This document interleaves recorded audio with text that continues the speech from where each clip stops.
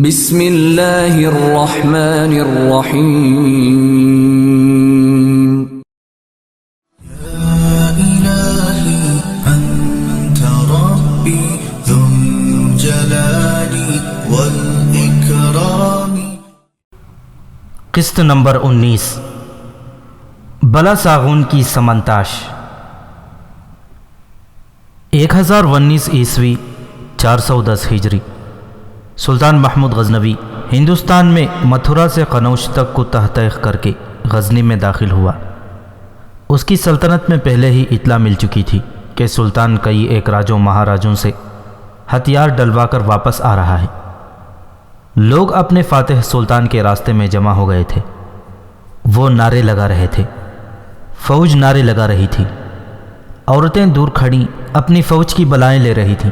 لوگ جب ان 55,000 ہندو قیدیوں کو اور 350 ہاتھیوں کو دیکھتے تھے جو سلطان محمود ہندوستان سے لایا تھا تو وہ خوشی سے ناچنے لگتے تھے۔ غزنی کا بچہ بچہ سلطان محمود کے راستے میں آ کھڑا ہوا تھا۔ داد و تحسین اور نعروں کا شور زمین و آسمان کو ہلا رہا تھا۔ متعصب مورخوں نے اور بعد کے تاریخ نویسیوں نے لکھا ہے کہ غزنی پہنچ کر سلطان محمود نے حکم دیا کہ وہ جو مال و دولت ہندوستان سے لایا ہے وہ محل کے باہر کھول کر رکھا جائے۔ جب زر و جواہرات اور درہموں کے انبار اس کے سامنے رکھے گئے تو غرور اور تکبر سے اس کی گردن تن گئی۔ یہاں تک تو حقیقت ہے کہ اس نے تمام تر مال غنیمت اپنے محل کے باہر رکھوا کر دیکھا تھا، لیکن اس دور کے مبصروں نے، جن میں الغشاری اور ابو عبداللہ یاقوت خاص طور پر قابل ذکر ہیں، لکھا ہے کہ سلطان محمود نے جب اپنی سلطنت کے عوام کا اس قدر پرجوش اور خیر مقدم اور ان کی بےتابیاں دیکھیں تو اس نے حکم دیا کہ وہ تمام زر و جواہرات اور خزانے ان لوگوں کے سامنے رکھ دو جو ہم ہندوستان سے لائے ہیں، اور انہیں یہ بتاؤ کہ یہ مال تمہارا ہے، یہ تمہارے خزانے کا مال ہے جو تم پر خرچ کیا جائے گا۔ اور اس نے یہ بیش بہا خزانہ قوم کی بہبود اور ترقی کے لیے وقف کر دیا۔ اس نے سنگ مرمر کی ایک جامع مسجد اور اس کے ساتھ ایک یونیورسٹی کی تعمیر کا حکم دیا۔ مسجد کا نام عروس فلک رکھا گیا۔ یہ تھی ہی دلہن۔ اس کی تعمیر کے لیے دور دور سے معمار بلائے گئے۔ دیواروں اور چھت میں جو بیل بوٹے کھدوائے گئے ان میں سونا اور چاندی پگھلا کر ڈالی گئی۔ میناروں کے کلسوں پر سونا چڑھایا گیا۔ مسجد کے اندر نہایت دلکش اور قیمتی قالین بچھائے گئے۔ یونیورسٹی کو سلطان محمود نے اپنی نگرانی میں مثالی دارالحکومت بنایا۔ اس میں اس نے مختلف زبانوں کی کتابیں جمع کر دیں۔ مکمل ہو کر جامع مسجد اور یونیورسٹی علم و فن کا ایسا مرکز بن گئی جس کی مثال کم از کم عالم اسلام میں نہیں ملتی تھی۔ دور دور سے علماء اور اساتذہ بلائے گئے جن کے لیے اس نے کثیر رقم وقف کر دی۔ طلباء کے لیے بھی بے انداز رقم الگ کر دی گئی جو انہیں وظیفوں کی صورت میں ملتی تھی۔ محمد قاسم فرشتہ اور البرونی لکھتے ہیں کہ جامع مسجد اور یونیورسٹی متھرا اور قنوج کی فتح کی یادگار کے طور پر تعمیر کی گئی تھی۔ تاریخ نویسیوں نے سومنات کو زیادہ اہمیت دی ہے، لیکن سلطان محمود کی نگاہ میں متھرا زیادہ اہم تھا، کیونکہ متھرا ہندوؤں کے ہری کرشن کی جائے پیدائش ہے، اور ہندوؤں کے ہاں متھرا کو وہی درجہ حاصل ہے جو مسلمانوں کے ہاں مکہ معظمہ اور مدینہ منورہ کو حاصل ہے۔ سلطان محمود جو مال غنیمت لایا تھا اس میں سونے اور چاندی کے 30 لاکھ درہم تھے۔ ہیرے جواہرات اور سونے کے ٹکڑوں کا کوئی حساب نہ تھا۔ 55,000 ہندو قیدی اور 350 ہاتھی تھے۔ گھوڑوں اور تلواروں کا بھی کوئی شمار نہ تھا۔ مشہور مورخ محمد قاسم فرشتہ نے لکھا ہے کہ سلطان محمود ہندوستان سے 3 عجیب چیزیں لایا تھا۔ ان میں سے ایک ہاتھی تھا، ایک فاختہ اور ایک پتھر۔ یہ ہاتھی اسے متھرا سے قنوج کی طرف پیش قدمی کے دوران اس طرح ملا تھا کہ جمنا کے دائیں کنارے پر اسائی نام کی ایک ریاست تھی جس کا حکمران چندر رائے تھا۔ سلطان کو اس کے جاسوسوں نے بتایا تھا کہ چندر رائے کے پاس ایک ہاتھی اتنی بڑی جسامت کا ہے جو ہندوستان میں بھی کبھی نہیں دیکھا گیا۔ اس ہاتھی کی خوبی صرف یہی نہیں تھی کہ اس کی جسامت غیر معمولی تھی، بلکہ وہ اس لیے بھی ملک بھر میں مشہور تھا کہ میدان جنگ میں دشمن کی صفوں میں دہشت اور تباہی پھیلا دیتا تھا، اور دوسرے ہاتھیوں کی طرح تیر یا برچھی کھا کر پیچھے کو نہیں بھاگتا تھا، نڈر ہاتھی تھا۔ سلطان محمود نے عصائی کو اسی ہاتھی کے لیے محاصرے میں لے لیا تھا۔ یہ چھوٹی سی ریاست تھی۔ سلطان محمود نے چندر رائے کو پیغام بھیجا کہ وہ اپنا ہاتھی دے دے تو بڑی آسان شرائط پر محاصرہ اٹھا لیا جائے گا۔ چندر رائے نے جواب بھیجا کہ یہ ہاتھی مجھے اپنی راجدھانی عصائی سے زیادہ عزیز ہے، میں جب تک زندہ ہوں اس ہاتھی سے دستبردار نہیں ہوں گا۔ پھر یوں ہوا کہ دونوں فوجوں کا تصادم ہوا۔ اس دوران یہی ہاتھی شاہانہ چال چلتا سلطان محمود کے پاس آ گیا۔ اس کے نبودے میں اس کے جنگجو سواروں کی لاشیں پڑی تھیں جن کے جسموں میں تیر اترے ہوئے تھے۔ ہاتھی کی رہنمائی کرنے والا کوئی نہ تھا۔ سلطان محمود کے حکم سے ہاتھی کو پکڑ لیا گیا۔ یہ محض اتفاق تھا کہ ہاتھی اپنے آپ آ گیا۔ سلطان محمود نے بے ساختہ کہا، یہ ہاتھی مجھے چندر رائے نے نہیں، خدا نے دیا ہے۔ چنانچہ سلطان نے اس کا نام خدا داد رکھ دیا۔ فرشتہ کے مطابق سلطان محمود ہندوستان سے ایک پرندہ لایا تھا جو فاختہ سے ملتا جلتا تھا۔ اسے قدرت نے یہ خوبی عطا کی تھی کہ اس کا پنجرہ جس مکان میں یا محل میں رکھا ہوتا وہاں کوئی کسی کو زہر نہیں دے سکتا تھا۔ مکان یا محل کے کسی بھی کمرے میں کتنا ہی چھپا کر کسی کو زہر دیا جاتا تو یہ پرندہ پنجرے میں بری طرح پھڑپھڑاتا تھا، جیسے پنجرہ توڑنے کی کوشش کر رہا ہو۔ اس دوران اس کی آنکھوں سے آنسو بہنے لگتے تھے۔ لوگ فوراً چوکنے ہو کر ہر جگہ جا کر دیکھتے کہ کون کسے زہر دے رہا ہے۔ فرشتہ لکھتا ہے کہ سلطان محمود نے یہ پرندہ تحفے کے طور پر خلیفہ بغداد القادر باللہ کو بھیج دیا تھا۔ فرشتہ نے ہی متعدد مورخوں کے حوالوں سے لکھا ہے کہ سلطان محمود ہندوستان سے ایک پتھر لایا تھا جس میں یہ خوبی تھی کہ اسے پانی میں ڈبو کر اس سے ٹپکتے قطرے زخم پر ڈالنے سے زخم بہت جلدی ٹھیک ہو جاتا تھا۔ سلطان محمود نے اپنا چھوٹا سا قافلہ شیخ ابو الحسن قرقانی کے آستانے سے کوئی 1 میل دور روک لیا اور وہ گھوڑے سے اترا۔ اس نے معمولی سے کپڑے پہن رکھے تھے، اس قدر معمولی کہ اسے نہ جاننے والوں کو شک تک نہ ہو سکتا تھا کہ وہ سلطان محمود ہے جس نے سارے ہندوستان پر لرزہ طاری کر رکھا ہے۔ اس نے اپنے محافظوں کو وہیں رکے رہنے کو کہا اور خود پیدل چل پڑا۔ اپنے پیر و مرشد کے سامنے وہ شاہانہ شان و شوکت سے کبھی نہیں گیا تھا۔ شیخ ابو الحسن قرقانی کے ہاں جا کر اس نے ان کے ہاتھ چومے اور سر جھکا کر بیٹھ گیا۔ وہ وقت یاد کرو جب تم ہندوستان سے شکست کھا کر آئے تھے۔ شیخ قرقانی نے کہا، تم دل برداشتہ تھے، تمہاری فوج کٹ گئی تھی، تمہاری ہمت ٹوٹ گئی تھی، اور یہاں تمہارے دشمن تمہیں لاش سمجھ کر تمہارے اوپر گدھوں کی طرح منڈلاتے تھے۔ مجھے ڈر تھا کہ تم ہتھیار ڈال کر بیٹھ جاؤ گے۔ فتح اور شکست خدا کے اختیار میں ہے۔ ہارتے وہ ہیں جو شکست کو تسلیم کر لیتے ہیں، اور شکست کو وہی تسلیم کرتا ہے جس کا ایمان کمزور ہوتا ہے۔ تم شہیدوں کے خون کی قیمت ادا نہیں کر سکتے محمود، ان کی قدر کر سکتے ہو اور یہ تمہارا فرض ہے۔ یاد رکھو، تم اگر انہیں بھول گئے جو نعرے لگاتے اور سینے تانے تمہارے ساتھ گئے تھے مگر واپس نہیں آ سکے، تو اس کی سزا اس دنیا میں پاؤ گے۔ وہ تمہارے حکم سے نہیں، خدا کے حکم سے لڑے تھے۔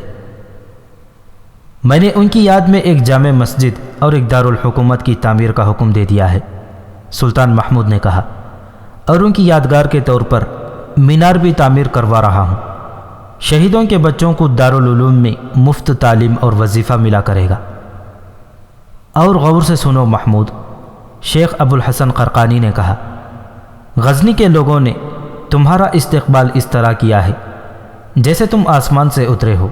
میں سن چکا ہوں کہ عورتوں نے تمہاری راہ میں اور تمہارے اوپر پھول پھینکے تھے، شاعروں نے تمہاری مدح میں شعر کہے اور گویوں نے گیت گائے ہیں۔ دربار میں لوگوں نے تمہارے ہاتھ چومے اور تمہیں ساری دنیا کا فاتح کہا ہے۔ تم شاید نہیں سمجھ سکے کہ جنہیں تم نے پھول سمجھا ہے وہ کانٹے تھے جو تمہاری راہ میں بکھیرے گئے ہیں، اور وہ مدح سرائی جو شاعروں اور گویوں نے کی وہ شہد میں ملا ہوا زہر ہے جو تمہیں پلایا گیا ہے۔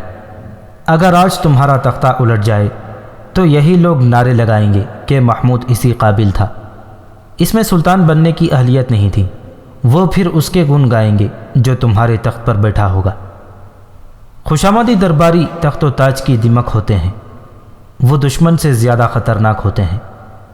تم نے غزنی کے اکابرین اور عمرا اور رتبوں والوں کو جب ضیافت دی تو تم بھول گئے تھے کہ تمہاری سلطنت میں اس رات لاکھوں انسان روکھی سوکھی کھا کر سو گئے تھے، اور کچھ ایسے بھی تھے جن کے پیٹ میں اس شام ایک نوالا بھی نہیں گیا تھا۔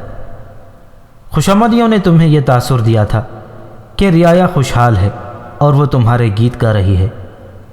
محمود، اپنے آپ کو اپنی روح کے آئینے میں اور اپنی رعایا کو اپنی آنکھوں سے دیکھو، اس آئینے میں نہ دیکھو جو تمہیں درباری ٹولہ دکھایا کرتا ہے۔ تم تنہا اپنی ذات میں کچھ بھی نہیں، تم قوم کا عکس ہو، اپنے آپ کو اس عکس میں گم کر دو۔ سلطانی اور عیاری ساتھ ساتھ چلتی ہے۔ خوشامدی اور عہدوں کے بھوکے لوگ سلطان سے عیاری کرتے ہیں اور سلطان قوم سے عیاری کرتا ہے۔ یوں سمجھو کہ گناہ اور نیکی کندھے سے کندھا ملا کر چلتے ہیں، اور جو سلطان اپنی آنکھوں پر خوشامدیوں کی پٹی باندھ لیتا ہے اور کانوں میں مدح سراؤں کا سیسا پگھلا کر ڈال لیتا ہے، وہ خدا کے نزدیک سب سے بڑا گنہگار ہے۔ آج تمہیں خدا نے جو طاقت اور جو جاہ و حشمت عطا کی ہے، یہ تم سے چھن بھی سکتی ہے۔ خوشامدیوں کے نعروں کی نسبت رعایا کی آہیں عرش تک جلدی پہنچتی ہیں۔ ہندوستان کی فتوحات نے تمہاری رعایا میں اضافہ کر دیا ہے، تمہاری ذمہ داریاں بڑھ گئی ہیں۔ کہیں ایسا نہ ہو کہ سونے چاندی کے انبار تمہیں اندھا کر دیں۔ جو کچھ ہے اللہ کا ہے، اللہ کی امانت ہے۔ خزانہ تمہاری ملکیت نہیں، مال غنیمت تمہاری ملکیت نہیں۔ محل کی سازشوں سے نکلو اور نظر دشمن پر رکھو، تمہیں فتح مبارک ہو۔ میں تصوروں میں وہ اذانیں سن رہا ہوں جو بت خانوں میں گونج رہی ہیں۔ تمہیں پھر وہاں جانا ہے، سانپ کا سر ابھی کچلا نہیں گیا۔ میں آنے والے وقت کو دیکھ رہا ہوں، اگر ہندو مت کا سر کچلا نہ گیا تو یہ مذہب مسلمانوں کو ڈستا ہی رہے گا۔ جاؤ محمود، اگلی جنگ کی تیاری کرو۔ پیرو مرشد، سلطان نے سر اٹھا کر کہا، میری روح کو اسی روشنی کی ضرورت تھی جو آپ نے عطا کر دی ہے۔ میرے دل میں کوئی وہم اور کوئی شک نہیں، میں نے اس حقیقت کو قبول کر لیا ہے کہ میری عمر کفر کے خلاف لڑتے گزرے گی۔ مجھے پریشانی صرف یہ ہے کہ میری اپنی قوم کے حکمران میرے دشمن ہیں۔ ہم خانہ جنگی میں بہت خون بہا چکے ہیں۔ ایک فرق دیکھنے اور سمجھنے کی کوشش کرو، شیخ ابو الحسن قرقانی نے کہا۔ ایک دشمن تمہاری سلطنت کے ہیں، وہ تم سے تخت و تاج چھیننا چاہتے ہیں، اور ایک دشمن وہ ہیں جو اسلام کو کمزور کر رہے ہیں، انہیں غدار کہتے ہیں۔ اپنے ذاتی دشمن اور اپنے مذہب کے دشمن میں تمیز کرو، کسی کو اس لیے قید میں نہ ڈال دو کہ وہ تمہارے جاہ و حشمت کا منکر ہو۔ اگر تمہارا اپنا بیٹا، اپنی بیٹی اور اگر تمہارا سگا بھائی بھی اسلام کو نقصان پہنچا رہا ہے تو اسے جینے کے حق سے محروم کر دو۔ کاشی غر کا حکمران قادر خان اور اس کے پڑوسی ابو منصور ارسلان خان اور توغان خان تمہاری سلطنت پر قبضہ کرنے کی سوچ رہے ہیں۔ وہ خانہ جنگی کی تیاریاں کر رہے ہیں، وہ عالم اسلام کے اتحاد کو پارا پارا کر رہے ہیں، انہیں عیسائی مدد اور ہوا دے رہے ہیں۔ اگر یہ سر اٹھائیں تو انہیں کچل دو، لیکن کچلنے سے پہلے انہیں موقع دو کہ وہ سمجھ سکیں کہ وہ غلط راستے پر چل رہے ہیں۔ سلطنت غزنی کے مسلمان دشمنوں کا مختصر سا پس منظر یہ ہے کہ ایلک خان ترکستانی ارد گرد کی چھوٹی چھوٹی ریاستوں کے حکمرانوں کو اپنے ساتھ ملا کر سلطان محمود غزنوی کی بڑھتی ہوئی طاقت کو ختم کرنا چاہتا تھا۔ آپ اس سلسلے میں تفصیل سے پڑھ چکے ہیں کہ کئی بار سلطان محمود کو ان کے خلاف لڑنا پڑا۔ ایلک خان مر چکا تھا، اب اس کا بھائی ابو منصور ارسلان خان الاصم تخت نشین تھا۔ اسے الاصم اس لیے کہا جاتا تھا کہ کانوں سے بہرا تھا۔ کاشی غر کا حکمران قادر خان تھا اور اس کے پڑوس میں توغان خان کی ریاست تھی۔ یہ دراصل ریاستیں نہیں، امارتیں تھیں جو خلافت بغداد کے تحت تھیں، مگر خلافت کی اہمیت ختم ہو چکی تھی۔ خلیفہ القادر باللہ عباسی تھا جو خود اقتدار پرست تھا، وہ ایک ریاست کا حکمران بھی تھا۔ وہ سلطان محمود کے خلاف خانہ جنگی کو درپردہ ہوا دیتا رہتا تھا۔ سلطان محمود متھرا سے قنوج تک فتح کر کے واپس آیا تو ایک رات قادر خان ابو منصور ارسلان خان کے محل میں بیٹھا تھا۔ قادر خان کی ایک جوان بیٹی اخشی بھی اس کے ساتھ آئی ہوئی تھی۔ رات کو جب قادر خان اور ابو منصور خاص کمرے میں بیٹھے راز و نیاز کی باتیں کر رہے تھے، قادر خان کی بیٹی اخشی اور ابو منصور کی جوان بیٹی سمنتاش باغ میں ٹہل رہی تھی۔ رات خاموش تھی، صرف ایک آواز تھی جو اس سکوت میں تیر رہی تھی۔ یہ تاروں کا ایک ساز تھا جس کے ساتھ کوئی دھیمے دھیمے گنگنا رہا تھا۔ ساز و آواز میں سوز تھا اور ایسا تاثر کہ جذبات پر وجد طاری ہوا جا رہا تھا۔ وہ نابینا موسیقار تھا، ابو منصور کے دربار کا مغنی تھا۔ سمنتاش نے اسے باغ کے کسی گوشے میں بٹھا رکھا تھا اور وہ خود اخشی کے ساتھ ٹہل رہی تھی۔ نابینا مغنی کی عمر 30 برس سے ذرا ہی زیادہ تھی۔ 1.5 سال سے ابو منصور کے دربار میں تھا۔ سمنتاش کو موسیقی سے دلی لگاؤ تھا۔ ایک روز یہ نابینا محل کے باغ کے قریب آ گیا اور اس نے تاروں کو چھیڑ دیا۔ سمنتاش کے کانوں میں آواز پڑی تو اس نے اسے اندر بلا لیا۔ ابو منصور نے اس سے ایک ہی نغمہ سنا تو اس نے مغنی کو ہمیشہ کے لیے اپنے پاس رکھ لیا۔ ابو منصور کو اپنی بیٹی سمنتاش سے بہت پیار تھا۔ سمنتاش نابینا مغنی کو اپنے کمرے میں بھی بلایا کرتی تھی۔ سمن، اخشی نے جذباتی سی آواز میں کہا، کتنی پیاری آواز ہے، خمار سا طاری ہونے لگا ہے۔ یہ موسیقار نابینا ہے، سمنتاش نے کہا، آنکھوں کے نور سے محروم پیدا ہوا تھا، مگر خدا نے قدرت کی ساری نغمگی اس کی آواز میں سمو دی ہے۔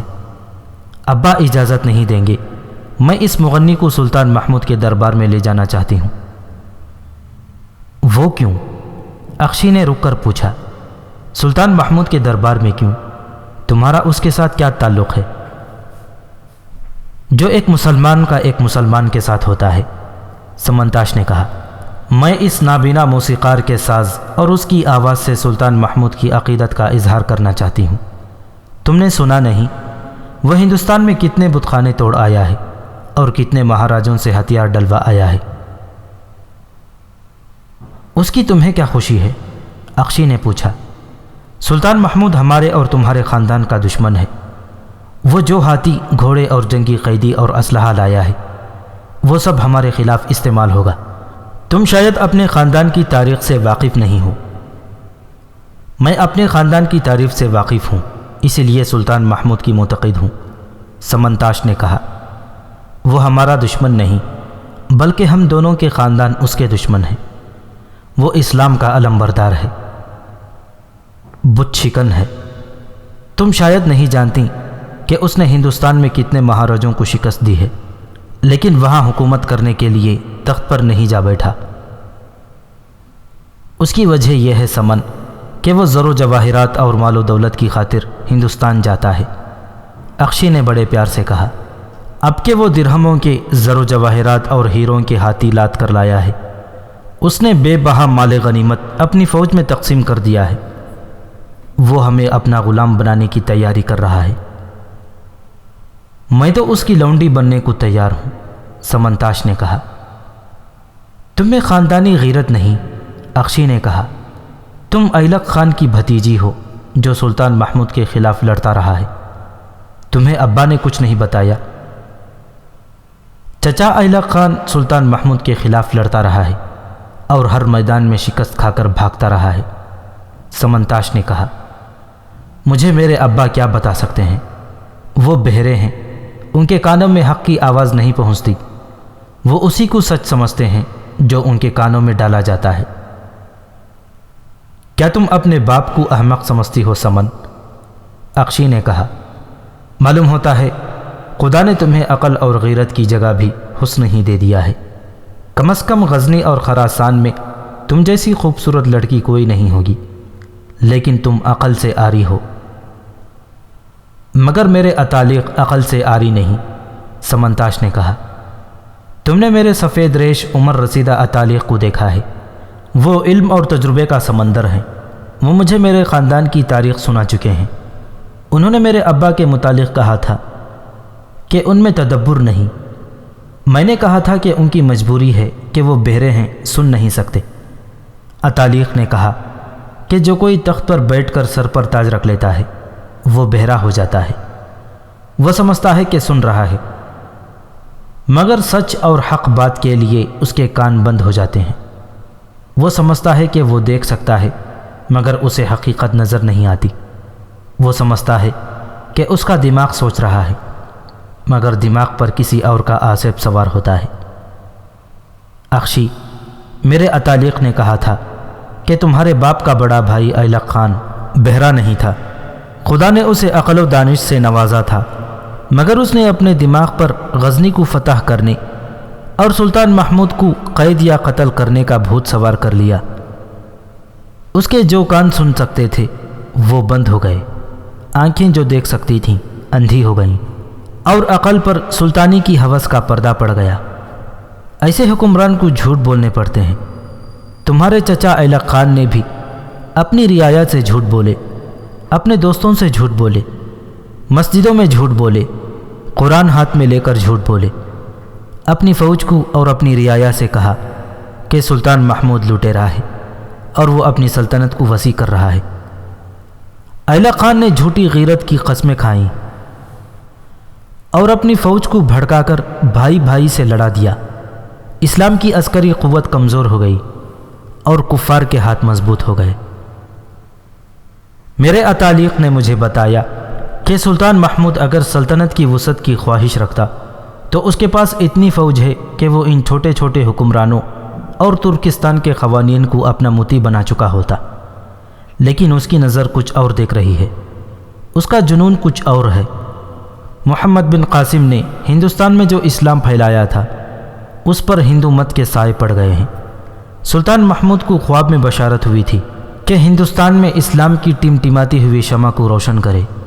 اس کے پیر و مرشد شیخ ابو الحسن خرقانی ہیں، جو غیب دان تو نہیں لیکن علم و فضل اور ایمان کی روشنی انہیں وہ سب کچھ دکھا دیتی ہے جو بے سمجھ اور کم عقل انسانوں کو نظر نہیں آتا۔ شیخ خرقانی نے سلطان محمود سے کہا ہے کہ کفر کا اور اپنی قوم میں غداروں کا خاتمہ کرو۔ میرے عطالیق نے کہا ہے کہ جب بھائی بھائی سے لڑتا ہے تو اس کے خون کے قطروں سے زمین کانپ کانپ جاتی ہے، آسمان آنسو بہاتا اور فرشتے روتے ہیں۔ سمنتاش، اخشی نے سامنے آ کر اپنے ہاتھوں میں اس کے گال تھام لیے اور بولی، تم نے پہلے کبھی ایسی باتیں نہیں کی تھیں، اس عمر میں ایسی سنجیدہ باتیں تمہیں اچھی نہیں لگ رہی، اور تمہارا عطالیق تمہیں کتنی غلط باتیں بتا رہا ہے، وہ تمہیں اس عمر میں درویش بنا رہا ہے۔ ایسی خوبصورت رات، ایسا وجد آفری نغمہ، تم کتنی بدذوق ہوتی جا رہی ہو سمن۔ روح کو جب روشنی مل جائے اخشی، سمنتاش نے کہا، میں بدذوق نہیں، یہ نابینا موسیقار میرے ذوق کی بدولت درباری رتبہ حاصل کیے ہوئے ہے۔ میں نے روح کی جس روشنی کی بات کی ہے وہ مجھے اپنے عطالیق اور اس موسیقار کے نغموں سے ملی ہے۔ میں محسوس کرتی ہوں کہ اس کے ساز کے تار کچھ کہہ رہے ہیں، ان کے ترنم میں مجھے ایک پیغام سنائی دیتا ہے۔ کیا ہے وہ پیغام؟ معلوم نہیں، سمنتاش نے کہا، میں ابھی نہیں سمجھی۔ نابینا موسیقار تاروں پر آہستہ آہستہ مستراب چلا رہا تھا اور وہ خوابناک آواز میں گنگنا رہا تھا۔ گاہے اس کی آواز ساز کی آواز، گاہے ساز کی آواز اس کی آواز لگتی تھی۔ دونوں لڑکیاں ٹہلتے ٹہلتے اس کے قریب آ گئیں۔ موسیقار پر بے خودی طاری تھی اور وہ جیسے کسی اور کی موجودگی سے بے خبر تھا۔ کیا تم اپنے ابا حضور کو قائل کر سکتی ہو کہ سلطان محمود اپنی سلطنت کی توسیع نہیں چاہتا؟ اخشی نے پوچھا۔ اور کیا تمہارے ابا جان مان جائیں گے کہ سلطان محمود کی جنگیں اسلام کی خاطر ہیں؟ نہیں منوانے کی مجھے کیا ضرورت ہے، سمنتاش نے کہا۔ وہ سلطان محمود کے خلاف ہو سکتے ہیں، اس کے خلاف لڑیں گے نہیں۔ ان کے دل میں دشمنی موجود ہے، وہ سلطان کے خلاف لڑیں گے بھی نہیں اور اس کی مدد بھی نہیں کریں گے۔ میں تمہیں راز کی ایک بات بتاؤں، اخشی نے کہا، تمہارے ابا حضور سلطان محمود کے خلاف لڑنے کی تیاری کر رہے ہیں۔ وہ ایسی جرات نہیں کریں گے، وہ ایسی جرات کا اظہار کر چکے ہیں۔ قادر خان کی بیٹی اقشی نے کہا، میرے ابا اسی مقصد کے لیے یہاں آئے ہیں، وہ تمہارے ابا کے ساتھ اسی سلسلے میں بات کر رہے ہیں، میں انہیں روکوں گی۔ سمن تاش نے تڑپ کر کہا، ہوش میں آؤ سمن۔ اقشی نے قدرے غصیلی آواز میں کہا، ترکستان کی بیٹیاں اتنی بے غیرت نہیں ہوا کرتیں، تم ذہنی طور پر غزنی والوں کی غلام بن گئی ہو۔ نابینا موسیقار کے ساز کے تار اتنی زور سے جھنجھنائے جیسے اس کا ہاتھ کانپ گیا ہو اور مضطرب بے قابو ہو گیا ہو۔ تار خاموش ہو گئے، مغنی کی آواز رات کے سکوت میں تحلیل ہو گئی۔ سلطان محمود بہت بڑی طاقت بن گیا ہے، اقشی کہہ رہی تھی، اب وہ تمام تر ترکستان پر اسی طرح حملے اور قبضہ کرے گا جس طرح اس نے خوارزم پر کیا تھا۔ کیا تم بھول گئی ہو کہ اب خوارزم شاہ کون ہے؟ التنتاش، اور اس کا نائب سلطان محمود کا مشہور سالار ارسلان جاذب ہے۔ یہ دونوں غزنی کے قصاب ہیں، انہوں نے ہر اس آدمی کو قتل کرا دیا ہے جن کے متعلق انہیں شک تھا کہ غزنی کے وفادار نہیں۔ ہم دونوں کے والد کیا کرنا چاہتے ہیں؟ خراسان پر حملہ، اقشی نے کہا، بیشتر اس کے کہ سلطان محمود کو اطلاع ملے خراسان ہمارے قبضے میں ہوگا، اور جب سلطان محمود جوابی حملہ کرے گا تو اس کا مقابلہ کون کرے گا؟ میرے ابا قادر خان، تمہارے ابا ابو منصور اور بخارا کے امیر الپستگین کا بھائی توغان خان۔ اقشی نے جواب دیا، ترکستان کے تمام عمرا کو ایک محاذ پر اکٹھا کیا جا رہا ہے۔ سمنتاش ہنسنے لگی اور ہنستی ہی چلی گئی۔ اس کی ہنسی میں بچپن کا انداز تھا، لیکن اس ہنسی میں طنز تھی۔ اس نے کہا، کیا چوہے اور چپکلیاں مل کر ایک شیر کا مقابلہ کریں گی؟ اگر شیر زندہ ہی نہ رہا تو؟ اقشی نے کہا، زندہ نہ رہا تو؟ سمنتاش نے حیران سا ہو کے کہا، اسے خراسان پر حملے سے پہلے قتل کر دیا جائے گا۔ اقشی نے کہا اور چونک کر بولی، تمہارا موسیقار سو گیا ہے یا چلا گیا ہے؟ رات کی خاموشی میں ساز کی دھیمی دھیمی لرزتی کامتی آواز ابھرنے لگی، اور اس کے ساتھ نابینا مغنی کی آواز کی دبی دبی میٹھی میٹھی گونج سنائی دینے لگی۔ یہ خاموش کیوں ہو گیا تھا؟ اقشی نے پوچھا۔ یہ ہماری باتیں سننے کے لیے چپ ہو گیا تھا۔ ایک اندھے موسیقار سے اتنا خوف؟ سمنتاش نے کہا، اسے موسیقی کے سوا کسی اور کے ساتھ ذرہ بھر دلچسپی نہیں۔ اقشی سمنتاش کو بازو سے پکڑ کر پرے لے گئی اور بولی، تمہیں کچھ بھی معلوم نہیں؟ سلطان محمود کے جاسوس اور مخبر ہر جگہ موجود ہیں۔ میرے ابا اپنے ہاں غزنی کے 2 جاسوسوں کو پکڑ کر جلاد کے حوالے کر چکے ہیں۔ جاسوس تمہارے ہاں بھی موجود ہیں۔ آنکھوں سے محروم موسیقی میں ڈوبا ہوا انسان جاسوس نہیں ہو سکتا، سمنتاش نے کہا۔ تم مجھے بتاؤ کہ سلطان محمود کو کب اور کس طرح قتل کیا جائے گا؟ اس کا فیصلہ آج ہو جائے گا، اقشی نے کہا۔ سمنتاش، تمہارا اتالیق بھی غزنی کا جاسوس معلوم ہوتا ہے، ورنہ ترکستان کے اتنے بڑے دشمن کو وہ اسلام کا علم بردار نہ کہتا۔ اگر تم اپنے ابا کی زندگی چاہتی ہو تو اتالیق کی باتوں کو سچ ماننا چھوڑ دو۔ یہ خرانٹ بوڑھا تمہیں گمراہ کر رہا ہے۔ سمنتاش کی زبان جیسے گونگ ہو گئی ہو۔ اقشی بولتی رہی اور وہ سنتی رہی۔ اقشی، سمنتاش اکتائے ہوئے اور کچھ گھبرائے ہوئے لہجے میں بولی، ہمیں چلنا چاہیے، تم چلو، میں موسیقار کو اس کے ٹھکانے پر چھوڑنے جا رہی ہوں۔ کسی ملازم کو اس کے ساتھ بھیج دو، تم خود کیوں جاؤ گی؟ سمنتاش نے کوئی جواب نہ دیا اور وہ موسیقار کی طرف چل پڑی۔ نابینا موسیقار کو محل کے قریب ہی مکان دیا گیا تھا۔ سمنتاش اس کا ہاتھ پکڑ کر اسے اس کے کمرے میں لے گئی۔ راستے میں وہ کچھ بھی نہ بولی۔ موسیقار کے کمرے سے نکلنے لگی تو موسیقار نے اسے رک جانے کو کہا۔ آپ شہزادی ہیں، میں آپ کا خادم ہوں، موسیقار نے بڑے اداس لہجے میں کہا۔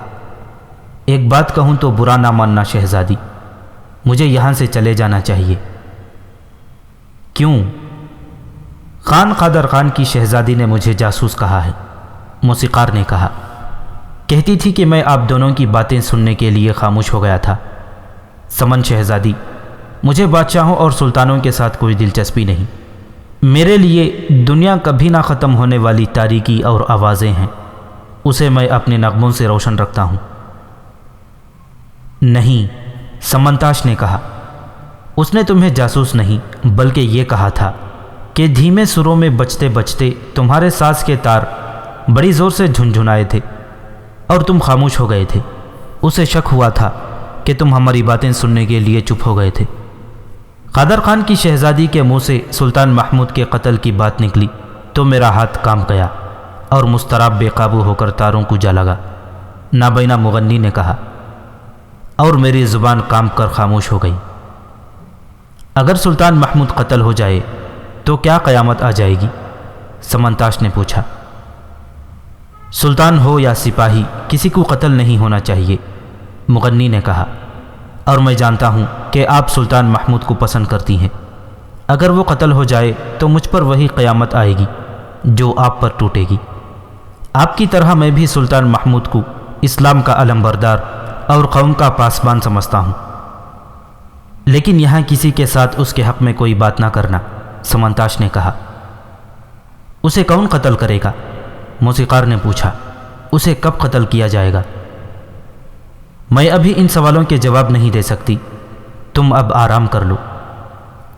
ذرا رک جاؤ شہزادی، موسیقار نے کہا، میں آرام نہیں کر سکوں گا، میں سو نہیں سکوں گا۔ تم کر بھی کیا سکتے ہو؟ سمنتاش نے پوچھا۔ تم خانہ جنگی روک نہیں سکتے، تم غزنی کے سلطان کو قاتلوں سے نہیں بچا سکتے۔ اگر آپ مجھے کچھ بتا سکیں تو میں غزنی جا کر سلطان محمود کو قبل از وقت خبردار کر سکتا ہوں۔ سمنتاش نے ہنس کر کہا، تم بہت جذباتی ہو، تم غزنی کیسے جاؤ گے؟ گرتا پڑتا چلا جاؤں گا، یہاں میرے کچھ شاگرد بھی ہیں جسے کہوں گا کہ وہ چلا جائے۔ کیا تم اس معاملے میں سنجیدہ ہو؟ سمنتاش نے پوچھا۔ جو کہہ رہے ہو وہ کر کے دکھا سکتے ہو۔ آپ راز کی بات بتا دیں، باقی کام میں کسی طرح کرا لوں گا، موسیقار نے کہا۔ شہزادی سمن، میں نے سلطان محمود کے متعلق اپنی رائے آپ کی رائے سن کر دی ہے، کسی کو پتہ نہ چلے کہ ہمارے درمیان یہ باتیں ہوئی ہیں، سمنتاش نے کہا اور وہ چلی گئی۔ ماں، سمنتاش نے اپنی ماں سے کہا، کیا ابا حضور اپنے خاندان کی روایت کو مرنے نہیں دیں گے؟ کیسی روایت بیٹی؟ کیا آپ کو معلوم نہیں کہ کاشغر کا خان کیوں آیا ہے؟ سمنتاش نے کہا، خراسان پر حملے کی تیاری ہو رہی ہے۔ قادر خان ہمارے ابا کو چچا الگ خان کے راستے پر لے جا رہا ہے۔ ہمارے خاندان کے ابھی پہلے زخم نہیں بھرے، کیا آپ انہیں روک سکتی ہیں؟ اتنے میں کمرے کا دروازہ کھلا اور سمنتاش کا باپ ابو منصور ارسلان خان کمرے میں داخل ہوا۔ وہ بہت اونچی آواز میں سنتا تھا، اپنی بیوی اور بیٹی کو دیکھ کر رک گیا اور انہیں بڑی غور سے دیکھنے لگا۔ سمنتاش کی ماں نے کمرے کا دروازہ بند کر دیا۔ تم دونوں کے چہرے بتا رہے ہیں کہ کوئی خاص بات ہوئی ہے، ابو منصور نے پوچھا۔ سمنتاش کی ماں نے ابو منصور کے کان کے ساتھ منہ لگا کر بلند آواز سے کہا، آپ ہمارے چہرے دیکھ رہے ہیں، اگر آپ ہماری آنکھوں میں جھانکیں تو آپ کو اسلام کے سپاہیوں کی خونچکاں لاشیں تڑپتی نظر آئیں گی۔ آپ کو اسلام کا پرچم خاک و خون میں پڑھا دکھائی دے گا۔ میری آنکھوں میں دیکھیں، آپ کو ایک ہی مذہب کے بیٹے، ایک ہی خدا اور ایک ہی رسول کا کلمہ پڑھنے والے ایک دوسرے کا خون بہاتے نظر آئیں گے۔ خاموش ہو جاؤ، ابو منصور نے گرج کر کہا، تمہیں میرے فیصلوں میں دخل دینے کی جرت کیسے ہوئی؟ جیسے اس وقت جرت ہوا کرتی تھی جب میں جوان تھی، سمنتاش کی ماں نے کہا۔ میرے جسم میں دلکشی تھی اور چہرے کا حسن تر و تازہ تھا۔ آج میری جگہ 5 جوان لڑکیوں نے لے لی ہے۔ خدا نے آپ کے کان بند کر رکھے ہیں اور عقل پر 5 لڑکیاں قابض ہو گئی ہیں۔ آپ سوچ نہیں سکتے، سمجھ نہیں سکتے کہ ان میں 2 لڑکیاں جو تحفے کے طور پر آئی ہوئی ہیں وہ کس نے کس نیت سے بھیجی ہے۔ لیکن جو اختیار تمہیں حاصل ہے میں نے کسی اور کو نہیں دیا، ابو منصور نے کہا۔ تم نہیں جانتی کہ ہم نے سلطان محمود پر یہ ظاہر نہ کیا کہ ہم زندہ ہیں، اور اس میں طاقت ہے تو وہ ہمیں خوارزم کی طرح نگل جائے۔ جانتی ہو وہ کتنا طاقتور ہو گیا ہے۔ آپ کو یہ کس نے بتایا ہے کہ وہ آپ کو نگلنے کے لیے طاقتور ہوا ہے؟ سمنتاش نے اس کے دوسرے کان کے ساتھ منہ لگا کر بلند آواز سے کہا، یہ وہم ترکستانیوں کو ہوا ہے، وہ آپ کو استعمال کر رہے ہیں۔ قادر خان پر مجھے بھروسہ ہے، ابو منصور نے کہا۔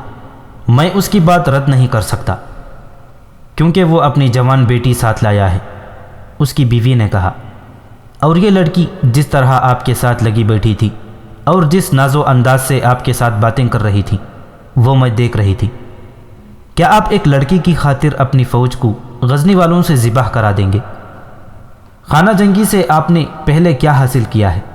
سمنتاش نے کہا، آپ کا بھائی ایلک خان ایک ڈرے ہوئے اور مفرور حکمران کی زندگی بسر کر رہا ہے۔ اس کی بیوی نے کہا، اسے شکست دے کر بھی سلطان محمود نے اس کی ریاست پر قبضہ نہیں کیا۔ ابو منصور کے ایک کان کے ساتھ اس کی بیوی نے منہ لگا رکھا تھا اور دوسرے کے ساتھ اس کی بیٹی سمنتاش نے۔ وہ اسے چلا چلا کر سمجھا رہی تھی کہ وہ دوسروں کے کہنے میں نہ آئے۔ وہ بولنے لگتا تھا تو بیوی یا بیٹی اسے ٹوک دیتی تھی۔ خدا کے لیے میری سنو، اس نے گرج کر کہا، میں مجبور ہو گیا ہوں۔ ایک طرف سلطان محمود ہے اور دوسری طرف قادر خان اور توغان خان۔ اگر میں ان کا ساتھ نہیں دیتا تو مجھے ان دونوں سے خطرہ ہے، اور اگر میں ان کا ساتھ دیتا ہوں تو سلطان محمود سے دشمنی مول لیتا ہوں۔ تو سلطان محمود سے دوستی کر لیں، اس کی بیوی نے کہا۔